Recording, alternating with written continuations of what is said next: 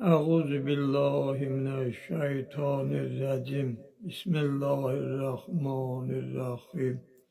Esselamu aleyküm ve rahmetullahi ve berekatuhu. Allah'ın salavat ve selamı cümlenizin üzerine olsun. Allah Teala gelen günlerinizi hayren bedeylesin. İşlerinizi avant eylesin.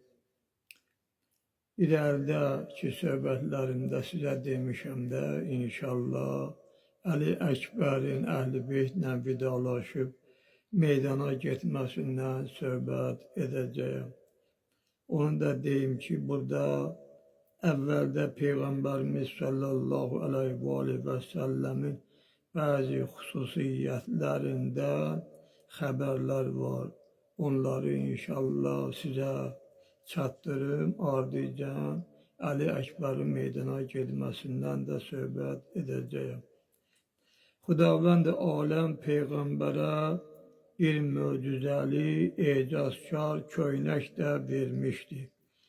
O köynəyin əsli 6 zətdən ibarət idi. Qaməti yaqut, hər iki aslanı mirvarid, bağlanan yeri sarı cülur, qoltuq altları mərcan, ətəkləri zümrüd, göy, yaşıl, yaxası nurdan.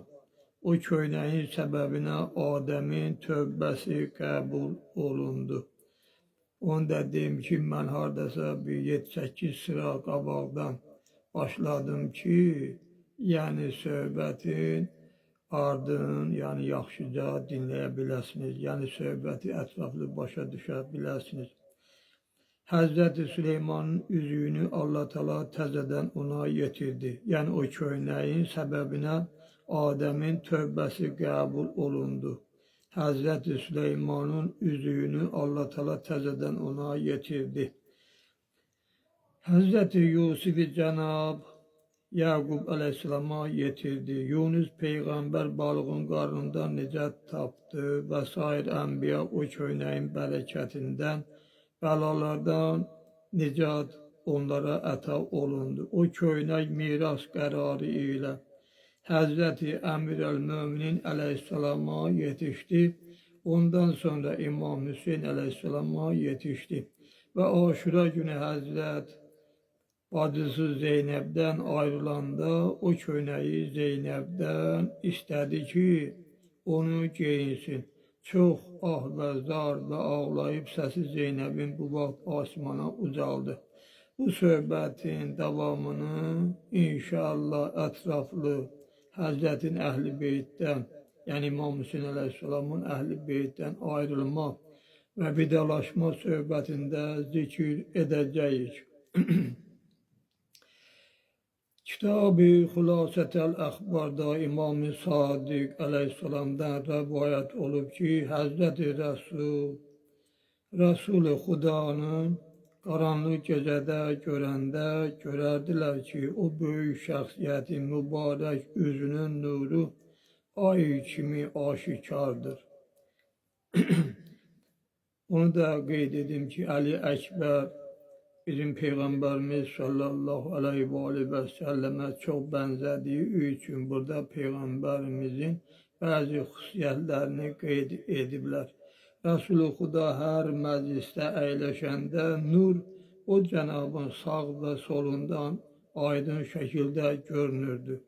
O Həzrəti mübarək gözləri qabaqdan və daldan görərdi. Və mübarək qulaqları yaxını necə eşidirdisə, uzağı da elə eşidirdi. Və mübarək dişinin nuru, işıltısı elə parıldayırdı ki, bir gecə o Həzrətin övrətlərinin birinin mənzilində bir iynə itdi. Nə qədər axtarsalar da iynəni tapa bilmədilər. Ta ki o böyük şəxsiyyət təbəssüm etdi. Bu zaman dişləri göründü və dişinin nurundan ev belə işıqlı oldu ki, iynə tapıldı. Həlimə xatun deyir. Həlimə bilirsiniz də, yəni bizim Peyğəmbər sallallahu uşaqlıq vaxtlarında saxladığı analığıdır. Əvvəl istədim Rəsul-i Xudaya süd verəm, mübarək gözlərini açıb mənə baxdı. Gördüm o Cənabın mübarək gözlərindən elə işıq parıltı gəlir, hətta onun gözlərinin nurundan mənim mənzilim işıqlı oldu. Nəql olunub o Həzrəti mübarək başı hidayət və bərəkətdən, sinəsi şəfqətdən, əlləri səxavətdən, kürəyi səbr və yəqindən, ayaqları şərafətdən, nəfəsi behişt ətrindən, üzü nurdan, gözləri həyadan, qulaqları ibrətdən, budu hava rəngli ətirdən, dodaqları nurdan, qəlbi ixlasdan, beşiyi xurma ağacından, setkaları fil sümüyündən və qırmızı qızıl ilə bəzədilmişdi və bahalı cəvahirdən bəzək vurmuşlar.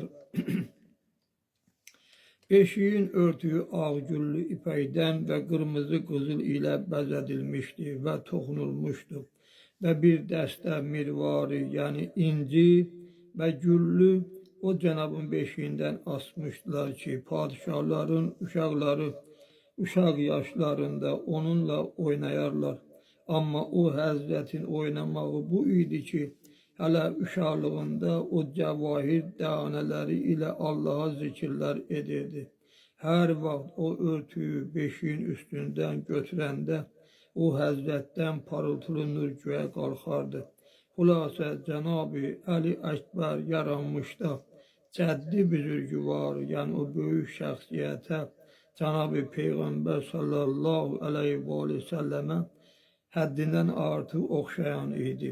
İrəlidəki sözləri də ona görə dedim ki, biləsiz ki, Cənab-ı Əli Əkbər zahiri görkəmdə eyni ilə Rəsul-i Xuda idi. Ona görə də Əli Əkbərin söhbətini başlayanda gərək Peyğəmbərin bəzi xüsusiyyətlərini danışasan. Hüznül Müminin kitabında nəql olub ki, Rum şəhərinin əhlindən bir nəfər əhl-i beyt dostlarından olan şəxs var idi. Bir gün eşitdi ki, Xudavənd-i aləm İmam Hüseyin əleyhissalama bir oğul kəramət edib ki, surətdə və xilqətdə və nitqidə, yəni söhbət etməkdə, danışıqda şəbih-i Rəsul-i Xudadır. Yəni Peyğəmbərin oxşarıdır. O şəxs o Mövlud-i Mübarəki ziyarət etmək qəsdi ilə Peyğəmbər Xudanın dudimanına varid olub bir qədərdən sonra o Cənabdan xahiş etdi ki, mən eşitmişəm sizin Mövlud-i Mübarəkiniz Əhməd-i Muxtara, yəni Rəsul-i Xudaya çox oxşayır. Gəlmişəm ki, o Mövludu ziyarət edəm, yəni o uşağı mən ziyarət edəm. İmam Hüseyin əleyhissalam Cənab-ı Əli Əkbəri gətizdirdi. Amma üzündə niqabı var idi. Elə ki, niqabı Əli Əkbərin üzündən kənar etdilər və o şəxsin nəzəri Əli Əkbərin camalına düşdü. Çünki onun belə bir övladı olmadığına görə bir ixtiyar nərə çəkib bihuş oldu. Elə ki, huşa gəldi, Həzrət buyurdu. Məlumdur ki, bu uşağın camalının gözəlliyi səni ixtiyarsız etdi. Aya arzu edirsən ki, Xudavənd-i aləm belə bir gözəl oğul sənə də kəramət edə, ərz elədi. Bəli, sənə fəda olub. Buyurdu, əgər bir belə oğul fərzən, yəni elə hesab edək ki, sənin olsa, razı olarsan ki, bir tikan ya bir iğnə onun ayağına toxuna, ərz elədi, sənə fəda olub. Razı ollam ki, o tikan mənim gözlərimə bata, amma onun ayaqlarına batmaya. Sonra həmin vaxt Həzrət Əli Əkbərə tərəf baxıb ağladı. Ərz elədi, nə üçün ağladın? Buyurdu, ey şəxs, bəs mən nə hala düşərəm o günü ki, mənim bu oğlumu 18 yaşında qana bələşdirərlər və atından yerə salıb başını bir qoç kimi kəsərlər ve kesik başını nizeye vurarlar. Ve başını nizeye vuranda başının kanı damcı damcı onun zülflerinden ve çəkillərindən tökülər.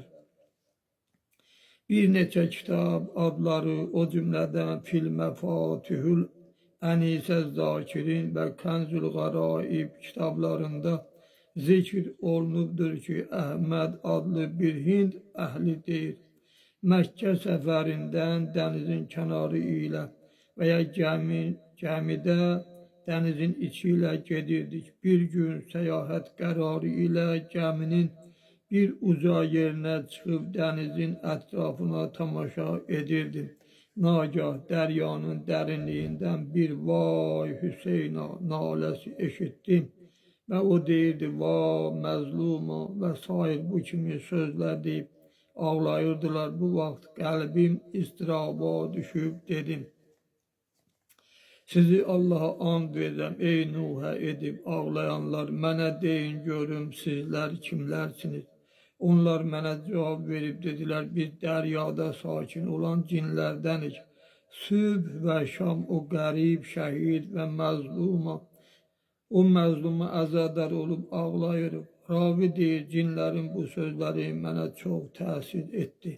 O gündən sonra mən də hər sübh və şam o məzluma ağlayıram. Bir gün qəlbimə belə bir fikir gəldi ki, nə olardı ki, bir ağam İmam Hüseyni görəydim ki, 1950 yara onun mübarək sinəsində necə yerləşib. Bəs bir gecə yuxuda gördüm ki, Kərbəladayam. Güzarım, yəni yolun qətligaha, Kərbəla şəhidlərinin, yəni şəhadətə yetişdiyi yerə düşdü. Gördüm, ağam İmam Hüseyin əleyhissalam yaralı yerə yıxılıb. Diqqətlə baxdım, gördüm nizə üstündən, xəncər üstündən, ox üstündən və qılınc üstündən o məzlumun mübarək sinəsinə vurublar. Bu halı görcək qəlbim pərişan oldu, hol ilə yuxudan bidar oldum. Yəni oyandım, çox ağladım. O qədər ağladım ki, bihuş oldum. Elə ki, huşa gəldim, yenə o qədər ağladım. Təzədən bihuş oldum. Elə ki, huşa gəldim, yenə o qədər ağladım ki, üçüncü dəfə yenə bihuş oldum. Elə ki, huşa gəldim, bir qədər aram oldum. Tayin ki, gecə elə ki, yatdım, təzədən ağam İmam Hüseyni Kərbəlada yuxuda gördüm. Gördüm ağamın yaraları yaxşı olub. Salam verib ərz elədim. Sənə fəda olum, nə bais oldu ki, yaraların tamam yaxşı olub, sağaldı. Buyurdu, ey Əhməd, sən ki mənə ağladın, yaralarım sağaldı. Ondan ötəri ki, mən göz yaşının öldürülmüşüyəm. Mütərcim, yəni mən möminlərin göz yaşı tökməsi üçün, mütərcim deyəndə, yəni bunlar kitab yazan şəxsin öz qeydləridir. Yəni mən möminlərin göz yaşı tökməsi üçün özümü şəhid etdirmişəm və bu şəhidliyi qəbul etmişəm. Yəni ki, möminlər bir yerə cəm olub, mənim müsibətlərimə ağlayaraq və mənim bu müsibətləri qəbul etməyimin səbəblərini bilərək ağlayaraq və bu ağlamaq səbəbinə Allah Teala onlara əcr və savab versin. Şiyələrin göz yaşları mənim yaralarımın məlhəmidir. Bu yolla ələ gələn savablara görə şiyələr ilbəil Məhərrəm ayında məclis qurub əzadarlıq edərək bizim başımıza gələn hadisələrimizi ilbəil təzələsinlər və bu məclislərdə İslamın qayda qanunlarını yad edərək dinin qayda qanunlarının aradan getməsinə və davamlı olmasına səbəb olsunlar. İkinci bir məsələ də budur ki, İmam Hüseyin əleyhissalam hələ ruhlar aləmində bu Kərbəla hadisələrini qəbul etmişdi. Allah Teala'nın istəyinə görə, yəni bu Kərbəla hadisələri İmam Hüseyin əleyhissalama vacib deyildi. Amma İmam Hüseyin əleyhissalam Allah Teala'nın istəyinə xatir bütün bu hadisələri qəbul etmişdi. Üçüncü de ona göre İmam Hüseyin Aleyhisselam bu Kerbala hadiselerini kabul etti ki Yezid Pelid, Übeydullah İbni Ziyad, Ömer İbni Sa'd, Şümür İbni Zülcavşen vesaire bu kimi melunlar ki İslam'a uyu kazan ve İslam dininin qayda ve kanunlarını aradan aparmağa çalışan ve belə ki İslamın ziddine, aleyhine olan əməlləri rövnəqləndirmək istəyən şəxsləri təxtlərindən yerə salsın ve onların qürurlarını aradan aparsın. Çünkü Kərbala hadisəsi baş verməsəydi, Peyğəmbərimizin 23 ildə ve Ali Aleyhisselamın 5 yıl müddətində İslamı dirçəltmək uğrunda etdikləri səyləri tamamilə aradan gedəcəkdir və İslamdan bir əsər, əlamət qalmayacaqdır. Burada belə bir sual ortaya çıxır ki, görəsən imama ağlamağın savabı niyə həddindən artıq qeyd edilir? Bu ağlamağın savabı ona görə çoxdur ki, insanlar bu savablara görə il bu məhərrəmlik hadisəsini təzələsinlər ve bu hadiseler yaddaşlarda kalsın ve bu vasıta ile İslam'ın kanunları insanların yaddaşlarına həkk olunsun ve yaddaşlarda kalsın. Yani İslam dini ve İslam'ın kanunları aradan getməsin. Hələ bir təzə əkilən ağaca su verilən o ağac yanar. Amma vaxtında su versən o ağac pöhrələnər və xolbudaq atıb böyüyüb inkişaf edər və hamı o ağacın kölgəsində dincələr. İslam dininin o qədər düşmənləri var ki, əgər il bu məsələlər təzələnməsə, belə düşmənlər bu dini aradan apararlar.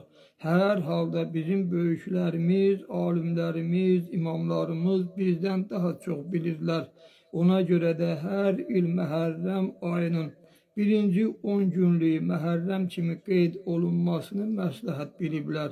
Bizim də vəzifəmiz onların göstərişlərinə əməl etməkdir. Xülasə, gələk əvvəlki mətləbə. Ravi deyir, mən bir də diqqətlə baxanda gördüm ki, bir böyük yara ağanın mübarək sinəsində qalıb. Ərz elədim, atam anam sənə fəda olsun. Bəs nə səbəbə o böyük yara yaxşı olmayıb? Ağa buyurdu, bu yara oğul yarasıdır. Bu Əli Əkbər oğlumun yarasıdır ki, qiyamətə tək sağalmayacaq. Ağa, canımız, malımız, ballarımız hamısı sizə qurban olsun.